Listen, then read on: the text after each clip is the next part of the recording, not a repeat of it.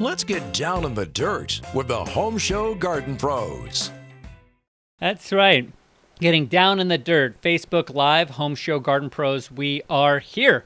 So Home Show Garden Pros is a live radio show every Saturday from 7 a.m. to 9 a.m. on Sports Radio 610. A lot of fun we have every single Saturday, and we have a lot of fun here on the Facebook Live. So I have a special guest every week. This week is a friend, a mentor, and just a general gardening stud, Dr. Bob Randall. Hey, Dr. Bob, how you doing? Hello. Glad to see you, Danny. Thanks, man. Yeah, it's we're here on screen seeing each other. So, Dr. Bob, you have really made an impact on our community because you've got that awesome book. Will you tell us a little bit? Tell the Facebook folks about your awesome gardening book. Well, it's called Year-Round Food Gardening for Houston and Southeast Texas. It is basically based on 40 years experience in Southeast Texas and a number of years in other places before that, growing vegetables, fruits, spices, and culinary herbs, cooking herbs.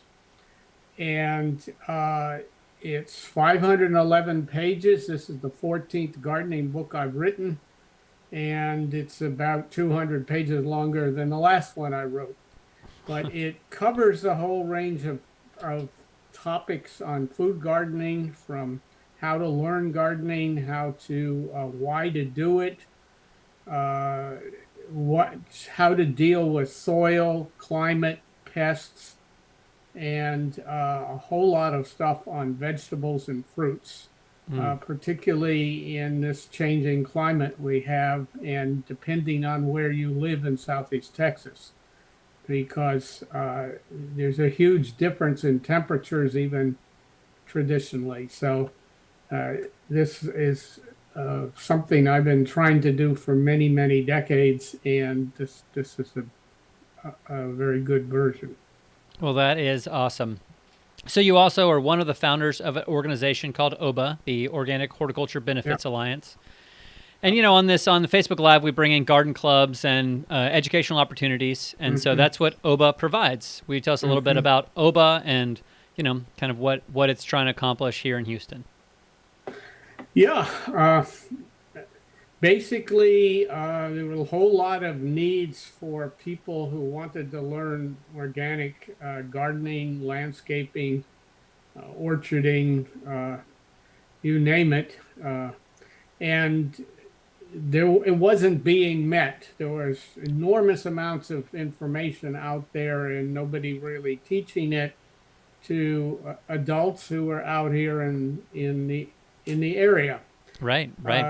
And so I don't know what it was now, 15, 20 years ago.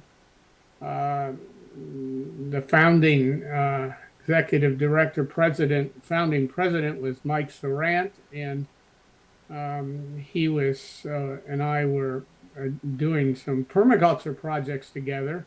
Okay. And he said there was a need to teach people who were especially working in this area, like landscapers and garden centers and so Absolutely.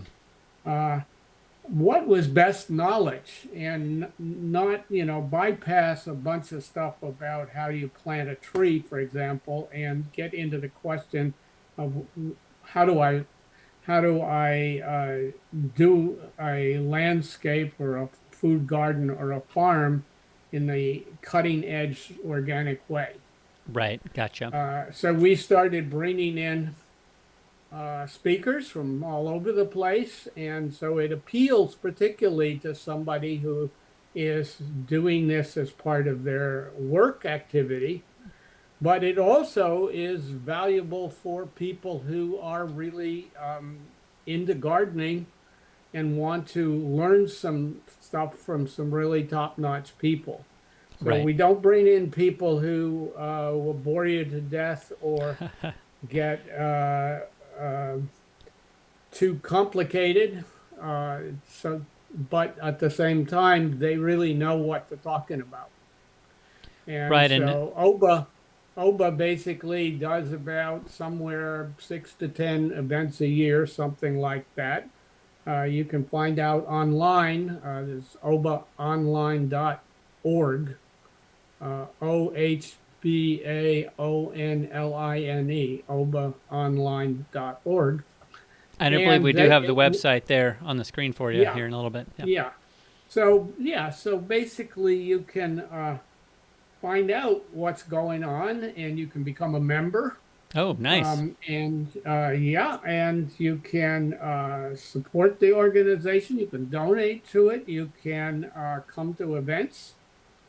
And a lot of them have been virtual this year for the same reason everybody is taking precautions, but Right. some of the things are not virtual. And we're going to have a couple of holiday parties come December with masks and festivities and That's right. spreading out, distancing, and all the rest of it. But still, it's holidays, so Well, and I think we all want to celebrate something. So I think it's a yeah, great time to get together. It sounds like every precaution will be taken from outside parties. If you want to learn more yeah, about those great holiday parties, very fun themes, just go to the website that Bob mentioned. That is the OBA, OHBA, obaonline.org. So, Bob, what we do is we take gardening questions that we've kind of filtered from our Facebook conversations and also our email questions. People can email me, email the show, homeshowgardenpros.com. There's the Ask a Pro button. You click that. And so you ready to ask a few questions? I mean, answer a few sure. questions? Yeah, Okay. I could ask them too, but I guess I better answer them. Well, we want to get you involved with this. So Karen says, my sago palms have a white coating on the fronds. I have treated them with systemic insect killer and neem oil, thinking it is scale. Chopped off and disposed of fronds twice. It keeps coming back. I just treated for fungus today. Any other suggestions would be appreciated. Yeah, actually, sago palm is a food plant, believe it or not. I've eaten sago palm Oh, wow. bread dessert made from the heart of the sago palm.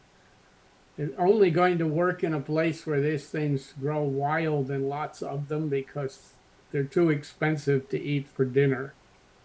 But anyway, I don't normally work with food plants, but in this case, what I have pretty sure what you're looking at is something called Asian cycad scale, Ooh. CYCAD, and that causes that white stuff. It's an invasive insect that got to Florida in 1996 and has been in Texas since 2002. Is in Harris County.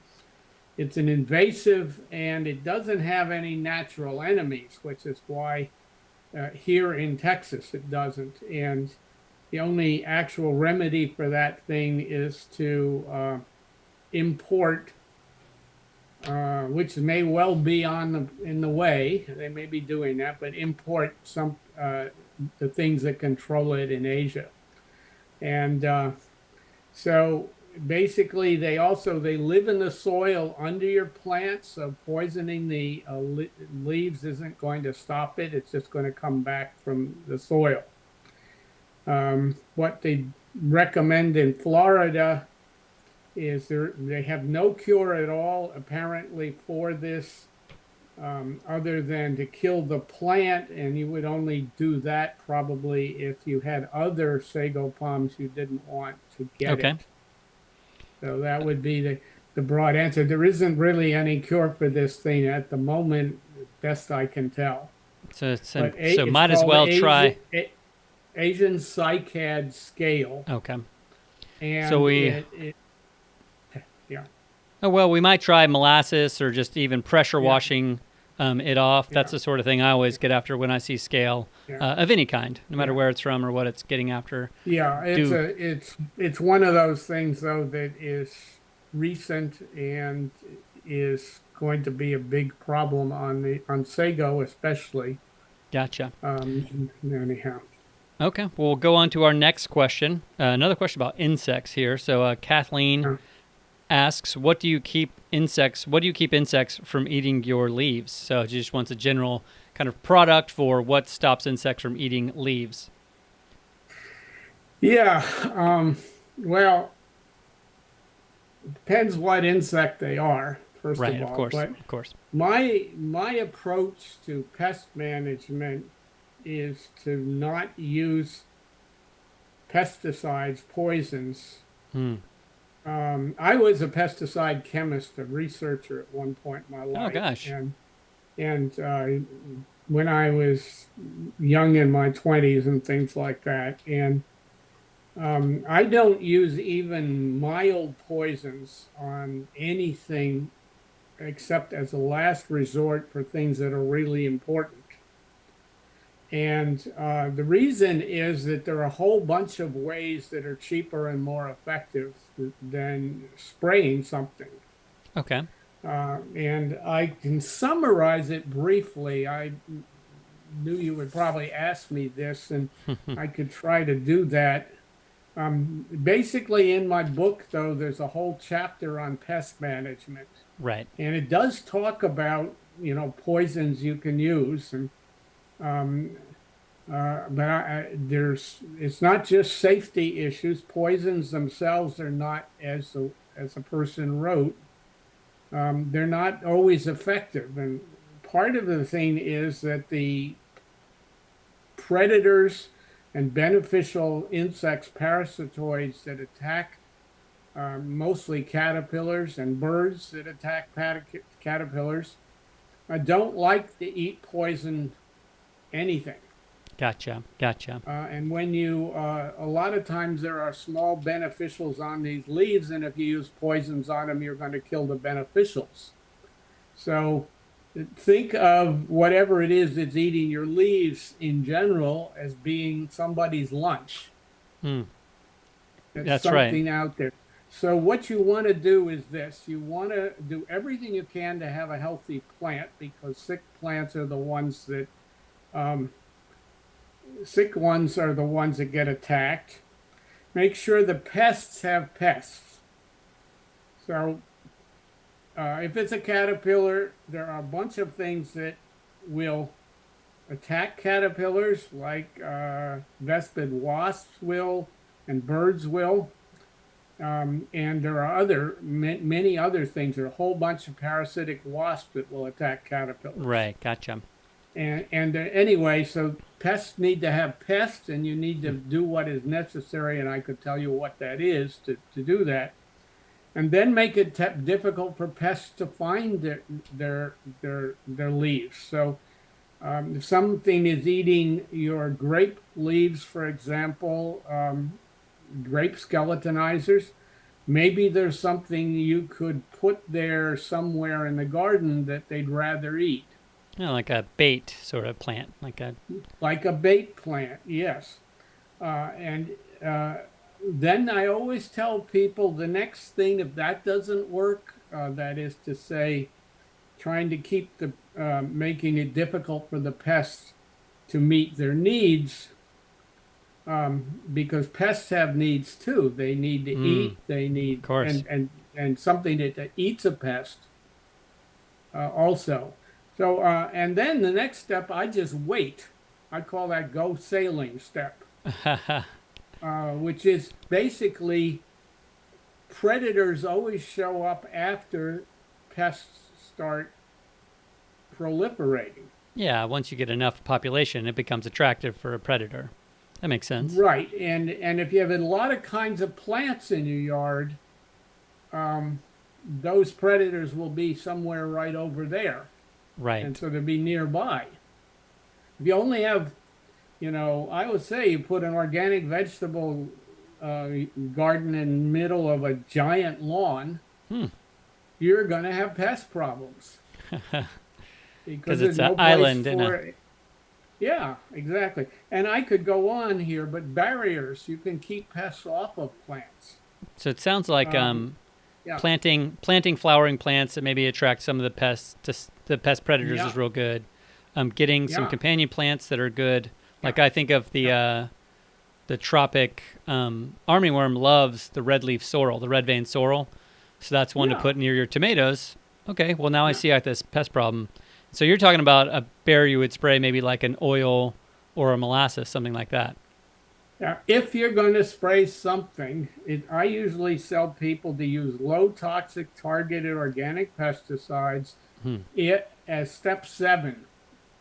You did all that other stuff because basically every time you use a poison, and I would tell people you want a poison that will work forever, even your grandchildren will benefit from it. Right. Plutonium. Okay. Well, okay. So all I can say is basically there's a whole bunch of steps, and there are a bunch of things, as you said, that like molasses, basically a barrier. Yeah. It tends to keep the thing the pest off of the plant. Garlic spray does that too. Right. And there are things you can do like that, but barriers are a little bit more work than, say, having a wasp take care of the problem for you. Sure. And maybe the barrier, maybe you can choose a barrier. That's what I would generally say, and the book is full of stuff. That's what I would, Gotcha. what I would tell you. Well, that kind of answers our questions on mealybugs on bunching onions, and so appreciate that one. We're going to go to Jarmar's question, which is a really great question. Might be a dilly of a pickle, though. So she asks, what vegetables can we use in place of flowers this time of year? And it's in mainly shade on the north side of the house. So she wants to replace some of her flowers with veggies, but it's on the north side of the house. So what are some of the few veggies she can plant in that space? Yeah, and there are some, and it really just depends how dark that shade is. Right. If it's under a magnolia, good luck. But if it's just shade from your house, there should be quite a few things. Most vegetables where you eat the leaves, and the same is true of herbs, where you eat the leaves will grow in light shade. Right. They don't need sun. They might rather have 4 or 5 hours of sun. But so what could you do right now? It depends on where you're located. But let's suppose you're inside Beltway 8 in Metro Houston. If that were true, you could grow transplants at this point of collards, kale. You could grow probably seed lettuce would work. Mizuna, which is a salad mustard. You could do parsley, certainly. And you might do all right with kohlrabis, which are a lovely salad cucumber substitute, but a member of the cabbage family. Yeah. If you have transplants. Now, from seed, you could do lettuce and probably Mizuna would probably work in there. Now, if you're in Conroe or north of FM 1960 or west of Highway 6, say, then it starts getting much colder and much deeper frost. So, and in Galveston, you can probably even grow basil on Galveston Island. So, oh, wow. Anyway. Well, I'm imagining a nice mix of different color lettuces, and so maybe Mizuna would be a really pretty as well as nutritious, wonderful thing to do. So great answer there. I like that. And some of the mustards that are colorful also, and kales even. Yeah, well, Jarmar, I hope that helps with your question. Kind of what are some things you can do and, clean the space up and get some lettuce seed down there. You'll have, there's red lettuces, there's that kind of fuchsia lettuce. Anything you think she should do to the area to prep for these lettuce seeds? I like raised beds around here. You never know what kind of rainfall you're going to get. You need drainage. And, well, remember, we're thinking in the landscape in front of Jarmar's house, in the landscape beds. Well, I'm just saying that you do need drainage. And vegetables, any place where you're growing annual flowers should work with vegetables, I guess would be the way I would put it. A lot of perennial flowers like irises and things will grow in less drainage, seems to me. Louisiana iris will anyway. So, Well, that is awesome. Well, Bob, thanks so much for the great information and Yeah. dishing out good stuff and motivation on, we like to lift up gardening clubs, and Oba does a great job educating the public just like garden clubs do. So, hey, thanks so much for being on. Any other thoughts or shout outs you want to give before we do our sign off? One thing to say, should you want to get a hold of the book, which has a lot of information on what I talked about, Yeah. my website is called yearroundgardening.me, and it has locations of where you can buy the book, including mail order. Well, that is wonderful. That's good news because it's a great resource. Dr. Bob, thanks so much for being on. Okay. And to all you Facebookers out there, feel free to message us through the Facebook page or head over to the website, HomeShowGardenPros.com. This has been a show with Bob Randall and me, Danny Milliken, and appreciate you tuning in. Thank you.